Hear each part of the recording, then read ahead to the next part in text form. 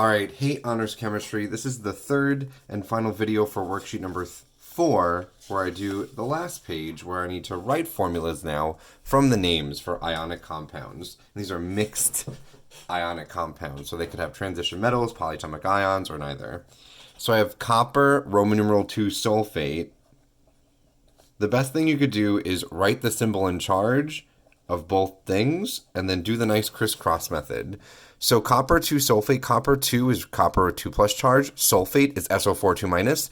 If I do the crisscross method, I'll get Cu2 SO4 2, but look, the sum of these charges already equals 0, so I just need one of each.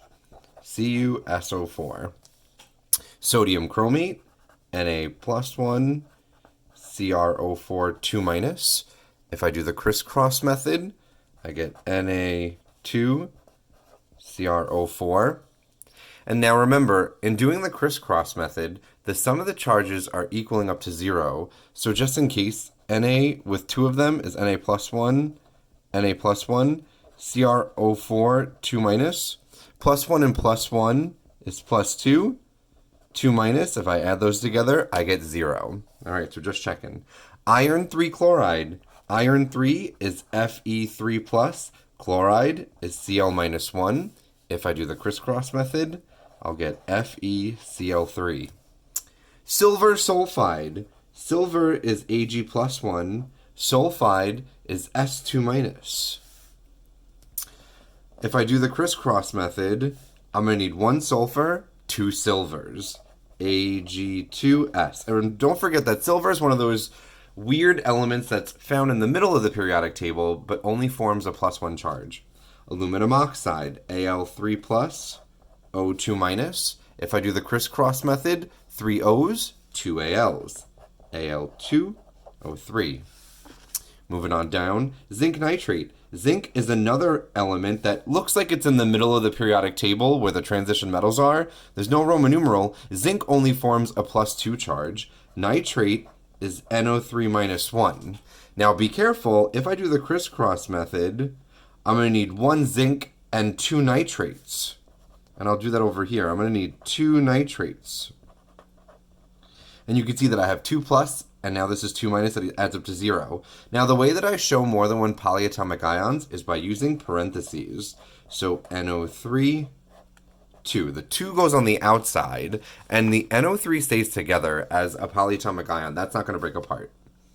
Then I got potassium phosphate. Potassium is K+. Phosphate is PO4 3 minus. If I do the crisscross method, I need 3 Ks and 1 PO4. Strontium fluoride, moving on down. Strontium, Sr2+, fluoride, F minus 1. If I do the crisscross method, I need 2 Fs, 1 Sr. And again, I'm just going to check to make sure that I'm doing this right with the charges. Sr is 2 plus. Each F is minus 1, minus 1.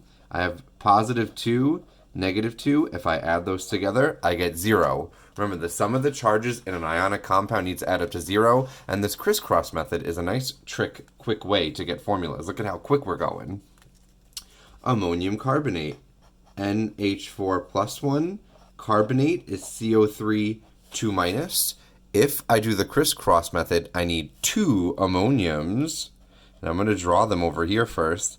I need 2 ammoniums for the 1 carbonate. 2 plus and 2 minus is 0. The way that I'll show that is I put parentheses around NH4, put a 2, and CO3. That 2 means I needed 2 ammoniums, and the 3 comes from the CO3. That stays together.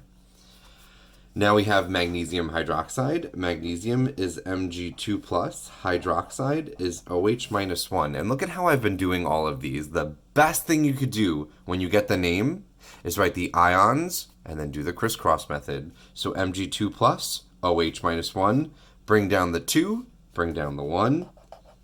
Mg just needs 1. I need 2 OHs, so OH2.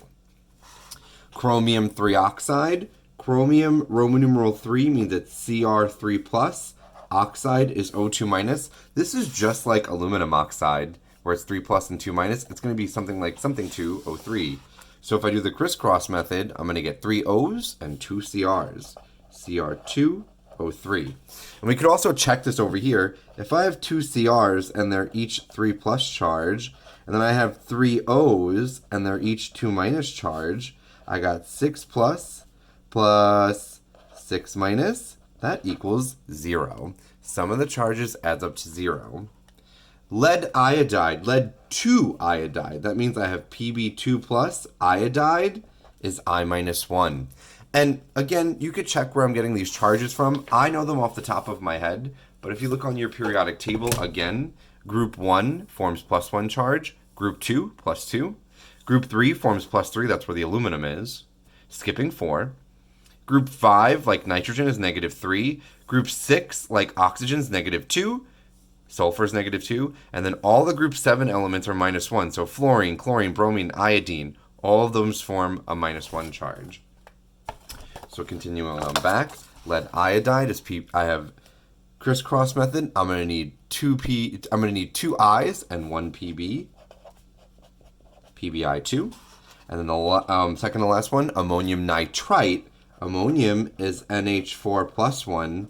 Nitrite is NO2 minus 1. Be careful, it's not nitrite. It's not nitrate. Nitrate's NO3 minus 1. Nitrate's up here, that's NO3. Nitrite is NO2, and you could use your common ions handout to find that. Each of those are plus 1 if I do the crisscross method, or each of those are plus 1 and minus 1. If I do the crisscross method, I'm going to need 1 of each. So it's just going to be NH4, NO2. And then finally, the last one, potassium hydrogen carbonate. It's a lot of elements there. Potassium is K+. Hydrogen carbonate is HCO3 minus 1. Hydrogen carbonate is the same thing as bicarbonate. And so I have a plus 1 charge, a minus 1 charge. The sum of these charges already equals 0, but I can still do the crisscross method. I only need 1 of each. So it's going to be KHCO3. A lot of elements, but that's because there's a polyatomic ion there. All right, so this is a quick run through of writing the formulas from the names. And notice how some of the names had Roman numerals. The Roman numerals gave me the charge. Some of them had polyatomic ions. I could memorize or use the common ion sheet to get those charges. And then some of them are just plain old elements like aluminum oxide, which I know their charges from the periodic table. All right, so use these videos to help you get your mixed review on ionic formula and how to name and write formulas.